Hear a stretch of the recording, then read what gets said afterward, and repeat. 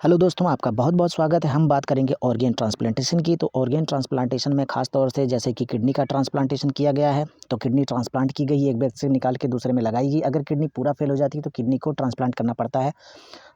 मतलब उसकी फ़ैमिली का किसी का भी किडनी हो, तो उसमें उससे निकाल कर के इसमें लगाया जाता है या किसी तरीके से ग्राफ्टिंग की जाती है। और साथ ही साथ अगर हार्ट भी ट्रांसप्लांट हुआ है, उस कंडीशन में अगर हार्ट ट्रांसप्लांट किया गया है, व्यक्ति में लगाया गया है और साथ ही साथ जैसे कि लीवर ट्रांसप्लांट, अगर लीवर ट्रांसप्लांट किया गया है, लीवर के ट्रांसप्लांटेशन में भी ये चीज़ें तो कुछ इसमें दवाइयाँ चलाई जाती हैं। जब लीवर ट्रांसप्लांट किया जाता है या किडनी ट्रांसप्लांट की जाती है, तो जो शरीर का सिस्टम होता है, जब बाहर से कोई किडनी या बाहर से कोई लीवर या बाहर से कोई हार्ट जब व्यक्ति में लगाया जाता है, तो शरीर उसको स्वीकार नहीं करता, क्योंकि ये शरीर का अपना अंग नहीं होता है। इसलिए जो बॉडी की इम्यूनिटी सिस्टम होती है, ख़ास तौर से बॉडी का जो डब्ल्यूबीसी होता है और जितना भी बॉडी का इम्यूनिटी सिस्टम है, सब का सब एक्टिवेट हो जाता है। उस किडनी के प्रति, जो किडनी लगाई गई है, उसके प्रति वो क्या करता है, उसको मारने लगता है, उसको नष्ट करने लगता है और कुछ ही समय के बाद उस किडनी को, उस लीवर को सड़ा के ख़त्म कर देता है, नष्ट कर देता है, नेक्रोसिस कर देता है, डैमेज कर देता है, एब्सेस बनाने लगता है और बाद में वो डैमेज हो जाती है किडनी और व्यक्ति मर जाता है, इन्फेक्शन ज़्यादा हो जाता है। तो उससे बचाने के लिए कुछ प्रकार की मेडिसिन का इस्तेमाल किया जाता है, जिसको कहते हैं टिश्यू रिजेक्शन मेडिसिन्स, जो एंटी टिश्यू रिजेक्शन मेडिसिन्स, जो जो कोशिका है, जो लगाई गई है, जो ऊतक लगाए गए हैं, उसको रिजेक्ट ना करे, बॉडी स्वीकार करे। और गाइस इसको क्या करते हैं, दवाओं की मदद से स्वीकार कराया जाता है, यानी कि ज़बरदस्ती स्वीकार कराया जाता है, फ़ोर्सफुली एक्सेप्ट करवाया जाता है। तो मरीज़ को जो किडनी का ट्रांसप्लांटेशन करवाया है, उसमें क्या करते हैं, 2 साल 3 साल तक ये दवा लगातार चलाते हैं और अंत में जाते-जाते टिश्यू रिजेक्शन हो जाता है, किडनी पूरी की पूरी तरीके से ख़त्म हो जाती है, नष्ट हो जाती है, मर जाती है, डेड हो जाती है, नेक्रोसिस हो जाता है, पूरा का पूरा इनएक्टिव हो जाता है और साथ में वो एब्सेस या हानिकारक पदार्थ बनने कन्वर्ट हो जाता है और व्यक्ति की मौत हो जाती है। तो इम्यूनोसप्रेसिव मेडिसिन का या एंटी टिश्यू रिजेक्शन मेडिसिन का इस्तेमाल उस वक्त करते हैं जब ऑर्गन ट्रांसप्लांटेशन करते हैं, नहीं तो अंग नष्ट हो जाएँगे। नहीं तो ये और अंगों को प्रभाव में लेने लगता है और इसको दवा की मदद से शरीर को स्वीकार कराया जाता है। तो कुछ समय तक शरीर उसको स्वीकार करता है, हालाँकि अंदर ही अंदर उसके विरोध में कुछ प्रकार के केमिकल बनने लगते हैं और टिश्यू रिजेक्शन की प्रक्रिया चलने लगती है। तो ये सारी समस्याएँ इसमें आती है। तो उस प्रकार की मेडिसिन में जैसे कि वो बहुत फ़ेमस मेडिसिन का नाम है टैक्रोलिमस, तो इसका गाइस टेस्ट भी होता है।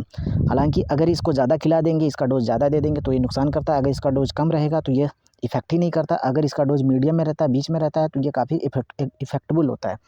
तो इस तरीके जब ये इफ़ेक्टिव करेगा तो 15 दिन में, 1 हफ्ता में या 2 महीने में इसका टेस्ट होता रहता है और डॉक्टर इस डोज़ को तय करते हैं और बताते रहते हैं। तो इसमें गाइस क्या है, तो इसके 2 एमजी आता है, आधा एमजी आता है, 1 एमजी आता है, ये डॉक्टर इसके डोज़ को तय करते हैं और सुबह-शाम इसको खिलाया जाता है, खाली पेट या खाना के बाद जैसे भी। वैसे इसका खाना से कोई लेना-देना नहीं होता और इसकी एक टाइम होती है और दवा खाने के 30-40 मिनट के बाद इसका सीरम में टेस्ट हो जाता है और पूरे अच्छी तरीके से विश्लेषण करने के बाद डॉक्टर इसको, इसके डोज़ को आगे-पीछे कर सकते हैं, इस तरीके से वो निर्धारित करते हैं। और इसके देखिए डॉक्टर रेड्डी का है, वही चीज़ है, इसमें डोज़ कम है। तो इसके गाइस कुछ साइड इफ़ेक्ट भी होते हैं। इसके कुछ साइड इफ़ेक्ट होते हैं, जैसे कफ़ का आना, उसके बाद ट्रिमर है, झनझनाहट होना, उसके बाद वैस्कुलर डिज़ीज़ हो जाना, उसके बाद गाइस ये बाल का नष्ट हो जाना, हेयर लॉस होता है, ये सारी समस्याएँ इसमें आने लगती हैं। साथ में स्नीज़िंग होने लगता है, छींक का आना, तो ये साइड और हैलुसिनेशन होता है गाइस, मरीज़ को ऐसा दिखने लगता है, जब वो दवा खाता है तो मरीज़ को ऐसा दिखने लगता है। हैलुसिनेशन आ सकता है और एब्डोमिनल पेन हो सकता है, इस तरीके से क्रैम्प्स हो सकते हैं। तो इस तरीके से समस्याएँ और इस तरीके से वोमिटिंग आती रहती है।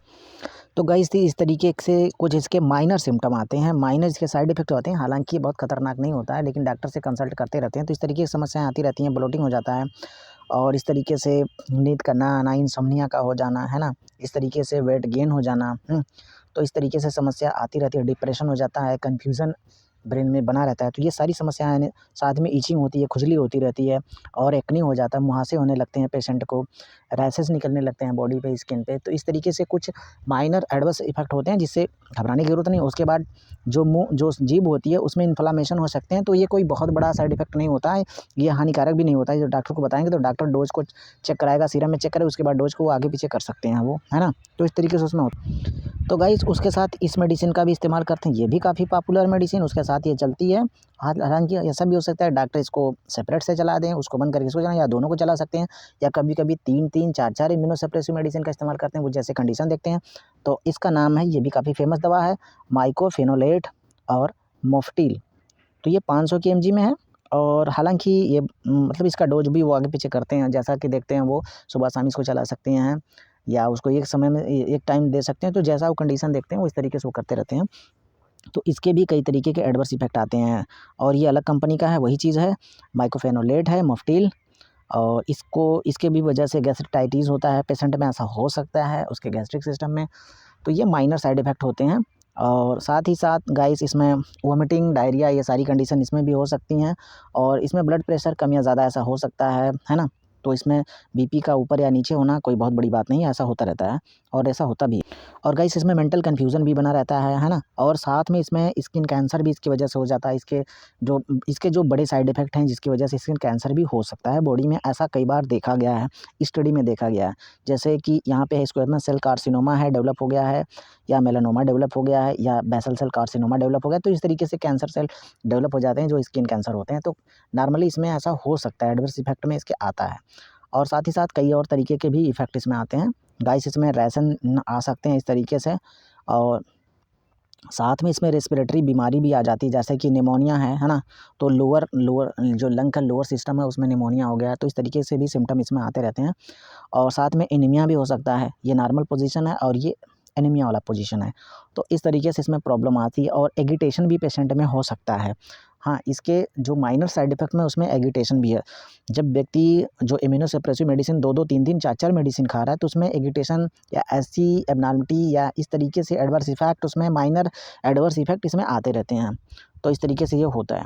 और गाइस इसमें रेस्पिरेटरी सिस्टम में ज़्यादा डैमेज भी कभी-कभी हो जाता है, जैसे कि पल्मोनरी फाइब्रोसिस हो जाता है, तो ये इस तरीके से कंडीशन भी आ जाती है। पल्मोनरी फाइब्रोसिस की कंडीशन, ये नॉर्मल लंग है, तो पल्मोनरी फाइब्रोसिस में इस तरीके से जो काफ़ी डेंजरस बीमारी होता है, तो चूँकि इम्यूनो कम्प्रोमाइज़ हो जाता है, बहुत ज़्यादा इम्यूनिटी बॉडी की कम हो जाती है, चूँकि जो मेडिसिन का इस्तेमाल किया जा रहा है उसमें खुद इम्यूनो कम्प्रोमाइज़ वाली मेडिसिन है, उसमें जो इम्यूनो को सप्रेस कर रही हैं ताकि टिश्यू रिजेक्शन ना हो, तो बॉडी का तो वैसे ही इम्यूनिटी सिस्टम कमज़ोर हो रहा है, तो उसमें जब इम्यूनिटी सिस्टम कमज़ोर होता है तो लंग भी काफ़ी प्रभावित हो जाता है।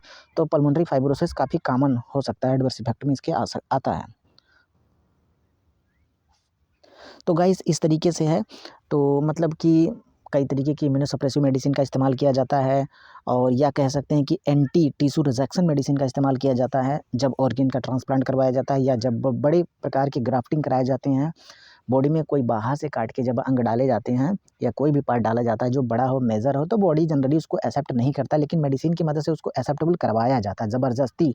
और ऐसा ऐसा देखा गया है स्टडी में कि वो 2 साल, 2.5 साल, 3 साल जाते-जाते टिश्यू रिजेक्ट हो ही जाता है और व्यक्ति मर जाता है। इस तरीके की प्रॉब्लम आती है, वो ज़्यादा समय तक मतलब उसमें सर्वाइवल ज़्यादा लंबे समय तक नहीं होता है, तो इस तरीके से हम इसको कह सकते हैं। क्योंकि अगर उसमें देखें बायोकेमिकल लेवल पे या फिजियोलॉजिकल लेवल पे या पैथोफिजियोलॉजिकल लेवल पे, एनाटॉमिकल लेवल पे, तो हर तरीके से उसमें बदलाव होता है, तो टिश्यू रिजेक्शन अंत में हो ही जाता है 1.5-2 साल में। तो इस तरीके से इन मेडिसिन का मतलब इफ़ेक्ट भी है और साइड इफ़ेक्ट भी है और इनके जो कुछ लिमिट होते हैं, जैसे कि नॉर्मल लिमिट पे ये काम अच्छा करते हैं, अगर नॉर्मल से ज़्यादा हो जाता है तो वो साइड इफ़ेक्ट देने लगते हैं, ज़्यादा नुकसान करने लगते हैं और नॉर्मल से कम होता है तो कोई इफ़ेक्ट ही नहीं आता है। तो इसी के साथ धन्यवाद दोस्तों। थैंक यू दोस्तों।